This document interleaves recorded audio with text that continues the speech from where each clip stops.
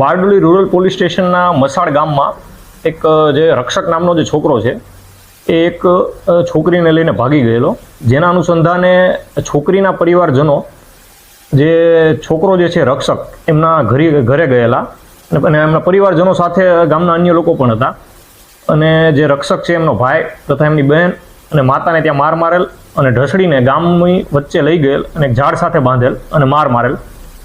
આ સંદર્ભે ગઈકાલે બારડોલી રૂરલ પોલીસ સ્ટેશન ખાતે એફઆઈઆર દાખલ કરવામાં આવેલ અને જેના અનુસંધાને તપાસ જે છે એ SC/ST સેલ ડીવાયએસપી તરીકે મારી પાસે છે અને ગુનાની તપાસમાં 13 આરોપીઓની ધરપકડ કરવામાં આવેલી છે અને આરોપીઓને આગળની કાર્યવાહી માટે નામદાર કોર્ટમાં રજૂ કરવામાં આવશે અને કડકમાં કડક કાર્યવાહી કરવામાં આવશે કે જેથી ફરીવાર આવો કોઈ બનાવ બને નહીં. કઈ કલમો લગાવવામાં આવી છે આની અંદર? આમાં એટ્રોસિટી એક્ટની 325 325 તથા 3(1) RS તથા ભારતીય ન્યાય સંહિતાની કલમ 115(2), 140(2), 127(2), 189(2), 190, 191(2) મુજબની કલમો લગાડવામાં આવેલી છે.